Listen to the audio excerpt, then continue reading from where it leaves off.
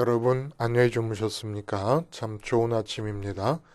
2017년 11월 20일 월요일 말씀으로 드리는 오늘의 번제 함께합니다. 시편 61편 말씀 1절부터 5절까지만 같이 읽습니다. 시작. 하나님이여 나의 부르짖음을 들으시며 내 기도에 유의하소서. 내 마음이 약해질 때에 땅끝에서부터 주께 부르짖으오리니 나보다 높은 바위에 나를 인도하소서. 주는 나의 피난처시요 원수를 피하는 견고한 망대이심이니이다. 내가 영원히 주의 장막에 머물며 내가 주의 날개 아래로 피하리이다. 주 하나님이여 주께서 나의 소원을 들으시고 주의 이름을 경외하는 자가 얻을 기업을 내게 주셨나이다. 오늘 우리가 함께 읽은 말씀 중심으로 영구 없다, 그러나 하나님 있다 라는 제목의 하나님 말씀 증거합니다. 개그맨이자 영화 제작자 겸 감독인 심영래 씨의 1980년대 코미디인 영구야 영구야에서 나온 유행어지요. 영구 없다. 1983년부터 1992년까지 아주 유명한 개그 프로그램이 방송됐습니다. 유머 1번지예요. 이 유머 1번지에 여러 고정 코너들이 있었는데 특별히 영구야 영구야 그리고 뭐 회장님 뭐 이런 코너가 있잖아요. 그 영구야 영구야가 그렇게 이제 인기를 끌었습니다. 엉성하기 그지없는 한복 바지 저고리를 입고서는 한쪽 바지자락은 무릎까지 둘둘 걷어 올렸습니다. 머리에는 가발을 썼는데 그걸 우리가 땜빵이라 그래요. 땜빵이 이렇게 머리가 안 나는 구멍 난 곳, 그런 자리가 있는 가발을 뒤집어 쓰고 코를 줄줄 흘리고, 그리고 볼에는 이렇게 주근깨 같은 거 점들을 찍어 놓고 코를 흘리면서 이제 등장을 하는데, 어떻게 등장하냐? 모습이 보이지 않는 가운데 말만 들려요. 영구 어디 있니? 자기가 물어보는 겁니다. 그러나서 조금 뒤에 불쑥 나타나면서 영구 없다 띠리리리리리 하고 이제 사람들 앞에 나타나는 거예요. 근데 이 영구 없다 띠리리리리가 그렇게 유행을 했다는 겁니다. 뭐가 이렇게 재밌을까요? 저도 아주 옛날이니까 82년도면은 뭐 신학교를 다니고 있을 때입니다만은, 이게 이렇게 사람에게 웃음거리가 되는 이유는 영구 어디 있니? 하고 자기가 물었습니다. 그리고 나서 불쑥 나타나면서 영구 없다, 영구 여기 있다 라고 해야 되는데, 띠리리리리 이렇게 해야 되는데 영구 없다 띠리리리리 한다는 겁니다. 모두의 눈앞에 스스로 자기 모습을 드러내 보이게 된 영구가 자기 입으로 영구 없다라고 말합니다.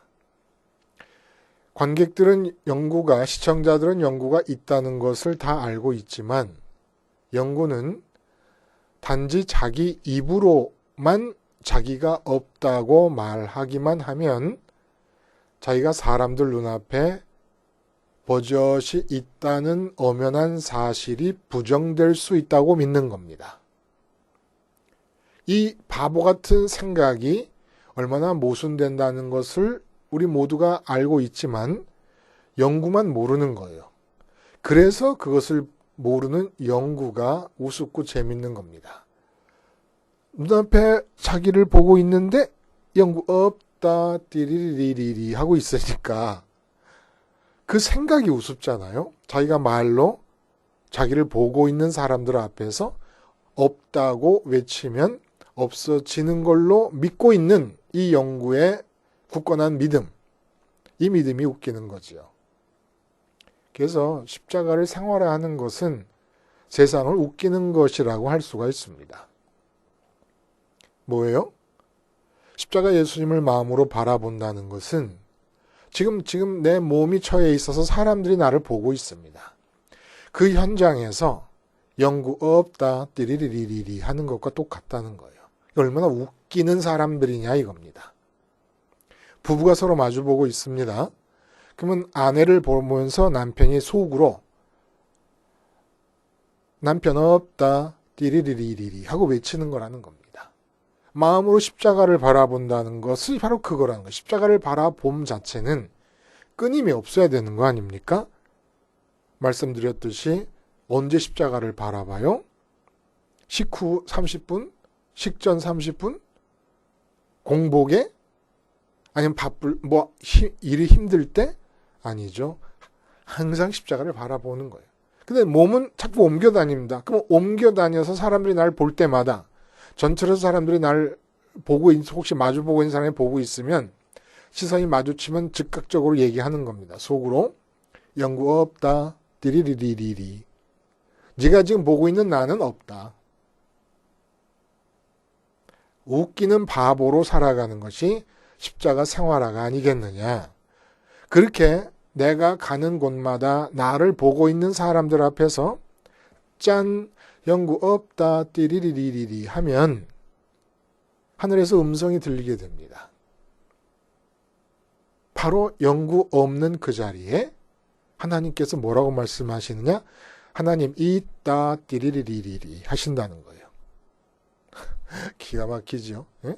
영구 없다. 그러면 거기 그 말에 대한 응답이 하늘에서 들리는데, 응답송이 들리는데, 바로 그곳에 하나님 있다 띠리리리리.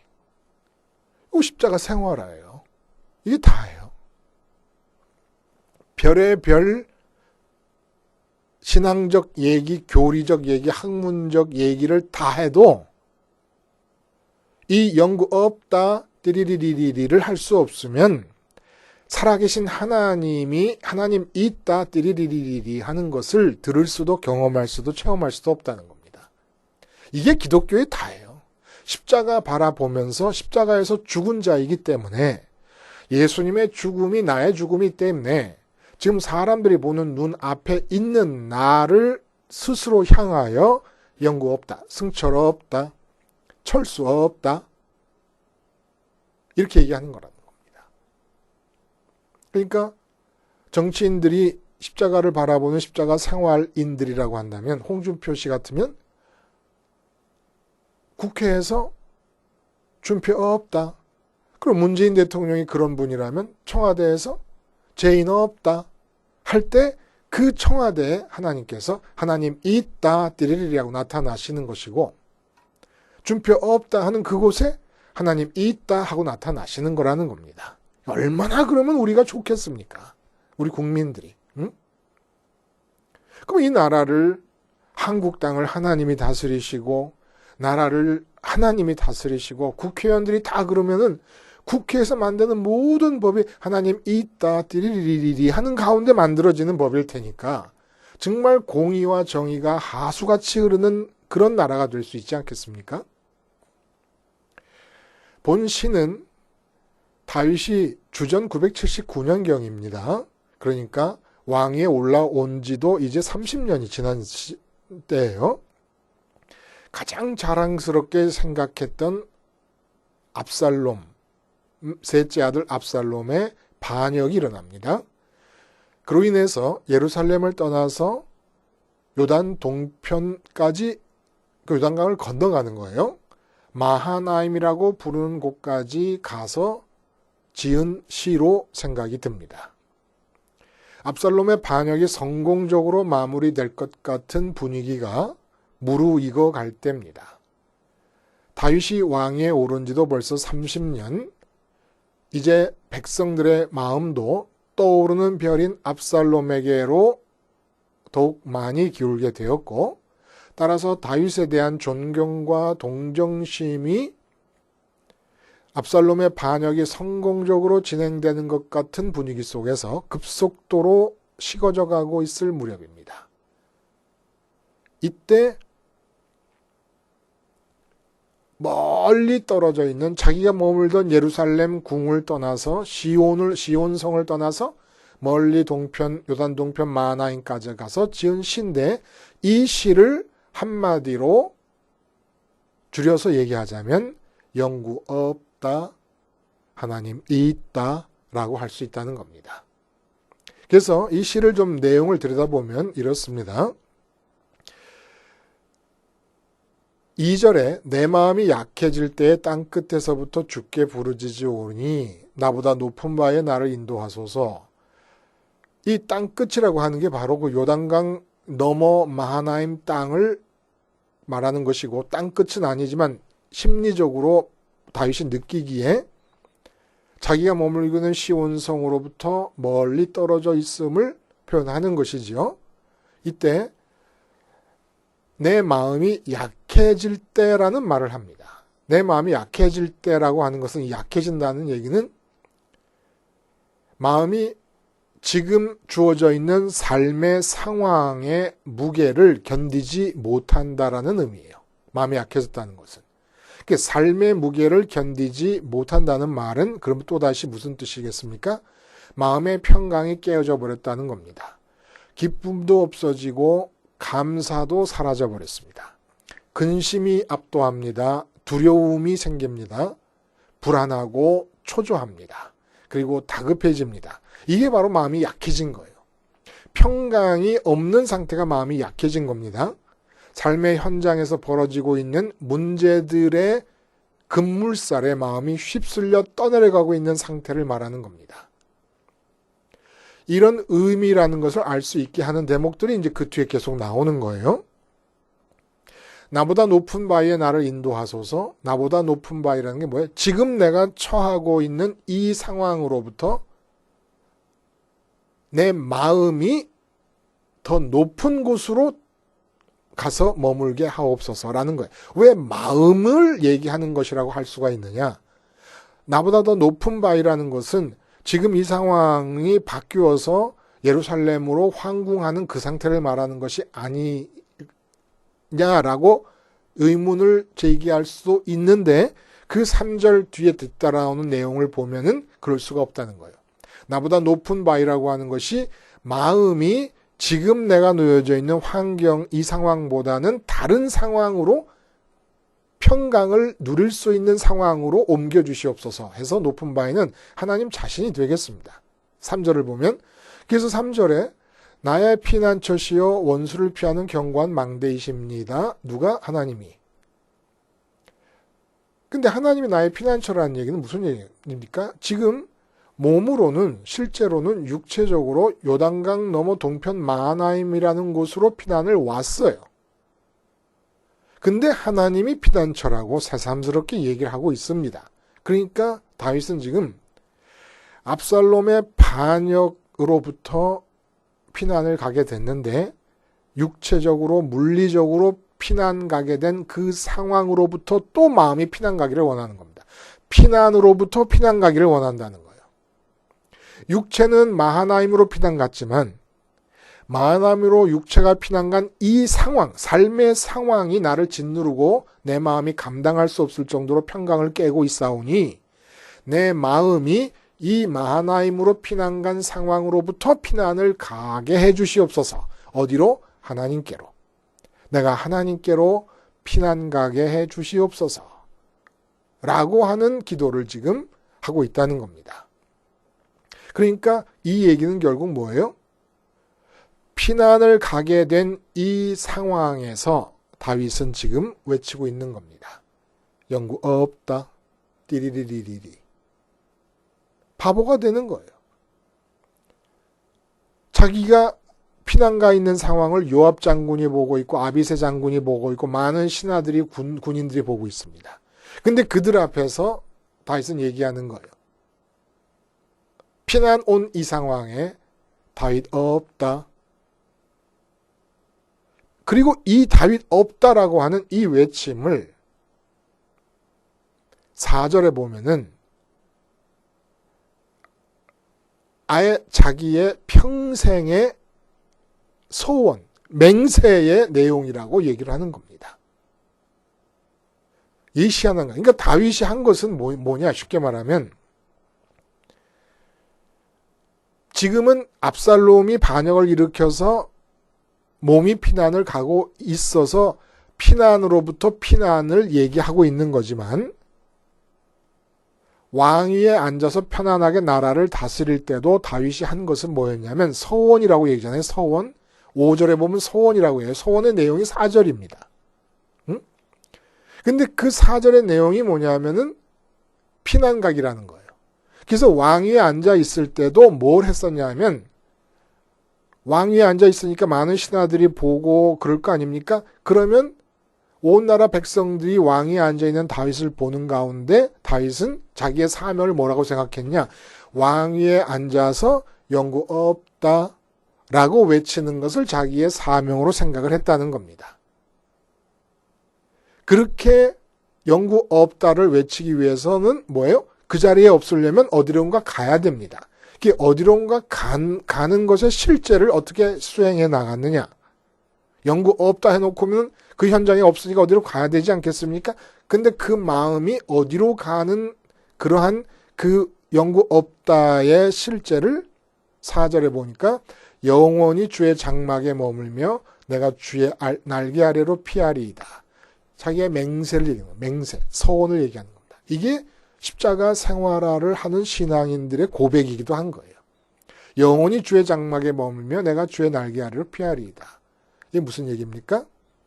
하나님께로 피난 가면서 지금 여기는 몸이 처한 곳은 없다고 얘기하는 건데 바로 이 영원히 주의 장막에 머물며 주의 날개 아래로 피하리이다가 이게 성소로 마음을 보내겠다는 얘기예요. 그러니까 마하나임에 있지만 내 마음은 성소로 보내겠습니다. 아니면 성소를 마음에 떠올리면서 하나님의 이름을 붙잡겠습니다라는 겁니다. 그러니까 피난 가기의 실제, 하나님께로 피난을 가는 것의 실제는 어떻게 이루어지느냐? 마음이 성소로 가서 아니면 마음의 성소를 떠올려서 그 지성소에 두신 하나님의 이름을 붙잡는 것이 하나님께 피난 가는 거라는 거예요. 하나님의 이름을 붙잡는 게 피난 가는 겁니다. 하나님께로 가는 거예요. 지금 내 몸이 처한 자리에서는 영구 없습니다. 그리고 그러려면 내 마음이 가야 되는 어디로 하나님께로 갑니다. 그러면 어떻게 하나님께로 가느냐? 하나님께 피난 가는 방법이 뭐냐? 하나님의 이름을 붙잡는 겁니다. 근데 하나님의 이름을 어떻게 붙잡아야 하나님께로 마음이 가는 겁니까? 여러분 중요한 문제 아니에요? 백날 첫날 하나님의 이름을 불러도 하나님을 못 만나요. 왜냐하면은 하나님의 이름을 붙잡도록 하시기 위해서 특별한 방법을 허락해 주셨으니까. 바로 성소에 있는 하나님의 이름을 붙잡으라는 거예요. 예? 내가 머릿속에 기억하고 있는 내 머리의 기억장치에 지금 담겨져 있는 글자로서의 하나님 아니면 뭐 가시라든지 여호와라든지 하는 글자를 기억해내서 붙잡을 게 아니라 성소를 기억해내서 붙잡으라는 겁니다. 성소를. 그럼 어떻게 붙잡는다는 거예요? 지금 마음은 약해져 있어요. 삶의 상황에 휩쓸려 있습니다. 평강이 깨져버렸고 불안하고 초조하고 그리고 근심이 가득합니다. 그렇게 이 세상 상황에 휩쓸려 버려 있는 내 마음이 번제단에서 죽고 하나님의 이름을 부르라는 겁니다. 이게 하나님의 이름 붙잡기로 하나님이 가르쳐 주신 방법이고 이렇게 하나님의 이름을 붙잡아야 내 마음이 지금 상황을 떠나서 하나님께로 피난 가는 것이 된다는 얘기예요.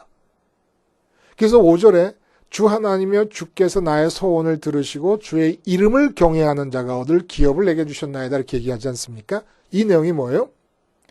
나의 소원이 바로 4절 말씀이라는 겁니다. 예? 내가 영원히 주의 장막에 머물며 내가 주의 날개 아래로 피하리이다. 날개가 뭐라고요? 법궤 위에 뚜껑이 속죄소인데 속죄소 위에 두 천사가 양 끝에 조각이 되어 있습니다. 근데 그 천사가 날개를 쭉 뻗어서 앞으로 뻗어서 그 법궤를 보호하고 있는 듯한 형상을 띠고 있다는 거예요. 근데 그 법궤가 하나님의 이름을 가리켜요. 그러니까 내 마음이 하나님의 이름을 붙잡으면 그 이름을 덮고 있는 천사의 날개 아래 거하는 것이 됩니다. 그러니까 항상 이름을 붙잡을 때는 하나님의 날개 아래 거하는 것이고, 날개 아래 거한다는 것은 성전에 하나님께서 두신 번제단을 통해서 하나님의 이름을 붙잡으라는 것이고, 번제단에서 죽어야 될 나는 어떤 나라고요? 이 세상 삶에 먹혀버린 나, 세상 삶의 문제에 휩쓸려버린 나, 세상 삶의 근심과 걱정이 가득한 나가 죽어버리고, 그리고 나서 아무 것에도 사로잡히지 않은 마음으로 다시 태어난 상태에서 하나님의 이름을 붙잡으라는 겁니다. 그러면 그렇게 하면은 어떻게 되냐? 이름이 가리키는 진짜 하나님 존재가 계신 곳으로 내 마음이 이끌려갈 것이고 하나님을 만날 것이라는 거예요. 그래서 삶의 환경과는 상관없이, 왜냐하면 삶의 환경에서 피난을 간 거니까 하나님으로 인해서 평강을 찾게 된다는 겁니다. 이렇게 평강을 찾게 되면 나타나는 일이 뭐예요? 이게 주의 이름을 경외하는 거예요. 그리고 나의 소원을 들으시고라는 것은 바로 내가 영원히 주의 전에 머무르리라, 주의 날개 아래 피하리이다라고 한 것이에요. 그러니까 다윗이 평생 동안 맹세하고 사명으로 지킨 것은 어떤 상황이 자기 육체에 주어지더라도 거기서 영구 없다를 외치고 마음이 하나님께로 피난 가는 거였습니다. 그리고 나면은 5절 하반절에 뭐라 그래요? 주께서 나의 소원을 들으시고, 나의 소원이 뭡니까? 영구 없다라고 말하고 피난 가겠다는 거예요. 하나님께로 피난 가겠다. 이게 내 평생의 맹세예요. 그걸 사명으로 여긴다는 거예요. 나라를 잘 다스리는 것, 전쟁에 이기는 것, 이런 걸 사명으로 생각하는 게 아니고, 내가 왕위에 있든지 사울에 쫓겨 도망을 가든지 어쩌든지 항상 도망을 가겠습니다. 내 몸이 놓여져 있는 자리로부터 마음이 하나님께로 피난 가겠습니다. 이게 맹세였다는 거예요. 그렇게 했더니 그것이 주의 이름을 경외하는 것이고, 그 다음에 그러한 경외하는 자가 얻을 기업을 내게 주셨나이다. 그게 6절, 7절 다 따라 붙는 게 같은 내용이에요. 얻을 기업을 내게 주셨나이다라는 게 무슨 뜻입니까? 이 땅에서 하나님께서 나를 왕으로도 삼아주셨고, 전쟁에 나갈 때면 전쟁에 이기게도 해주셨고 했다는 거예요. 이게 다 무슨 얘기입니까? 하나님께서 영구 없다 띠리리리리 하면서 다윗 없다 외치는 다윗의 하나님 경외, 하나님의 이름을 경외하는 그 다윗의 음성 소원에 응답하셔서 다윗의 마음이 피난간 그 현장으로 하나님 있다 하고 짜잔 하고 나타나셔서 띠리리리리 행동하시고 역사하신 결과가 기업을 내게 주셨다라는 말로 표현이 된 것입니다. 6절, 7절 모두가 다 그 내용이에요. 무슨 말씀인지 아시죠? 그러니까 우리는 평생의 내 사명을, 내가 학교를 간다 그러면 학교에서 승철 없다 띠리리리리리 하는 것이 내 사명이라는 거예요. 그럼 거기서 없으면 어디로 가냐? 그곳에서 하나님의 이름을 붙잡는 겁니다. 성전에서 가르쳐 주신 방식으로 이름을 붙잡는 거예요. 그 상황에서 내가 학교 가서 나를 휩싸고 있는 상황 때문에 내 마음이 약해집니다. 그래서 이것저것 생각하고 고민하고 걱정하고 불안해하고 아니면 뭐 학교에서 잘해보겠다는 의욕을 갖는 것조차도 평강한 상태는 아닌 것이죠. 이렇게 된 상태가 십자가에서 죽는 거예요. 십자가를 떠올려요. 성전을 떠올리듯이 성전의 번제단처럼 십자가를 떠올리면은 그곳에서 죽는 겁니다. 그곳에서 죽으면서 하나님의 이름을 붙잡는 거예요. 그러면 그 이름이 가리키는 진짜 하나님 존재가 계시는 하늘로 내 마음이 이끌림을 받고 성령님을 통하여 하나님과의 교제, 하나님과의 만남이 이루어진다는 겁니다. 그러면 그 현장에, 학교라는 현장에는 하나님께서 하나님 있다 띠리리리리 하고 결국 내 이름으로 역사하시니까 그것이 내 기업이 된다는 겁니다. 하나님께서 역사하신 결과들이. 그래서 8절에 그리하시면 내가 주의 이름을 영원히 찬양하며 주의 이름을 영원히 찬양하며 매일 나의 소원을 이행하리이다. 매일 나에게 하나님의 이름을 붙잡기 위하여 하나님께 피난 간다는 그 소원을 계속해서 이행하리이다. 이 얘기를 하는 거죠. 여러분, 시편에 보면 특별히 피난처다, 요새다, 바위다, 반석이다, 이런 나의 피할 반석, 이런 의미가 너무너무 많이 반복되지 않습니까? 이게 다윗의 사명이었기 때문에 그래요. 다윗은 하여간 자기가 처한 곳이 어떤 곳이든지 간에 자기 몸이 처한 곳이 있으면 그곳에서 영구 없다 띠리리리리를 외치는 거예요. 그러면 그에 응답하시는 하나님께서 하나님 있다 띠리리리리, 영구 없는 대신에 그 현장에 누가 있어요? 하나님이 계신다. 하나님의 주체성이 활성화된다는 얘기입니다. 우리 제로원이라고 그러지 않습니까? 제로원이 뭐예요? 스위치가 꺼지고 켜진다는 걸 뜻하잖아요. 그게 영구 없다. 내가 꺼졌다. 나라는 주체성의 스위치가 꺼졌다. 그러면 하나님께서 말씀하시기를 하나님인 나의 주체성이 켜진다 라는 얘기를 해주시는 것이죠. 그러니까 우리의 사명은 뭐예요? 누구를 만나서 그 사람이 나를 보고 있으면 그 사람이 보는 가운데 영구 없다를 마음속으로 외치는 거예요. 어떻게? 십자가를 보면서 하나님의 이름을 붙잡는 거예요. 그래야 진짜 없는 게 되니까. 그 자리에서 진짜 떠날 수 있으니까. 십자가에서 이 사람을 대면하고 있는 내가 죽었습니다. 라는 것을 마음으로 고백하면서 하나님의 이름을 붙잡으면 하늘에 계신 우리 아버지라고 하면은 내 마음에 하늘에 계신 우리 아버지와 만날 수 있도록 성령님께서 역사를 해주시는 겁니다. 그리고 나면 눈에 보이는 나의 주체성은 없는 방면에 눈에 보이지 않으시는 하나님의 주체성은 그곳에 나타나시는 거라는 거예요. 근데 우리가 이걸 안 해요. 영구 없다 대신에 영구 있지. 그러므로 내가 생각하고 내가 판단하고 내가 끌어안고 내가 걱정하고 기도를 해도 하나님의 이름을 부르고 주님의 이름을 불러도 내가 책임지고 있는 상황에서 내가 무엇이 문제라는 걸 판단하고 해결책을 제시하면서 하나님과 주님의 이름을 부르면 영구 있는 거 아닙니까? 영구 있는 이 상태가 뭐예요? 바로 아들 압살롬이 아버지 다윗 왕에게 반역을 일으킨 것과 똑같은 일이라는 겁니다. 내 몸이 처한 상황은 다윗 왕이 이스라엘 나라를 통치하듯이 하나님이 통치해야 될 영역입니다. 다윗도 왕의 자리에서 그가 한 일은 만약에 왕의 자리에 있는 다윗이 다윗이 있다라고 했으면 하나님의 이름을 불렀어도 그는 압살롬과 같은 반역자였을 거예요. 하나님에 대한 반역자. 자식 앞에서 부모로서 나 있다 하면 자식과의 관계라는 하나님의 통치 영역에 대해서 반역을 하는 행위가 되는 겁니다. 그래서 우리의 평생의 사명은 내가 평생 여호와의 전에 거하며 주의 날개끈을 아래 피하리이다라고 다윗은 맹세한 것처럼 우리의 사명과 맹세가 이것이면 된다는 거예요. 내가 직장에 갔다. 그러면 직장에서 내 사명은 뭐냐? 영구 없다 띠리리리리예요. 그럼 영구 없으면 그 자리에서 어디로 가야 됩니까? 하나님께 피난 가야 된다는 거예요. 하나님께 피난 가는 방법은 십자가를 붙잡고 피난 가는 겁니다. 그게 바로 부활과 승천의 길을 따라가는 것이죠.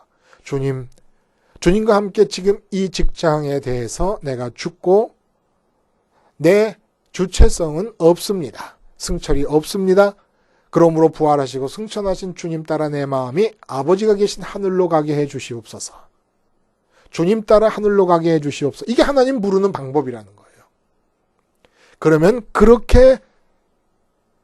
그러한 내용을 나의 사명으로 살면서 어디를 가든지 그렇게 살면 그러한 곳곳마다 하나님께서 하늘에서 응답하시기를 그 현장에 영구 없는 그곳에 하나님 있다 띠리리리리 하고 나타나신다는 겁니다. 사람들 눈에는 보이지 않아요. 사람들 눈에 보이는 나의 주체성은 그곳에 없습니다. 십자가에서 죽고 부활 승천하신 주님 따라 아버지 하나님께로 갑니다. 피난 가요.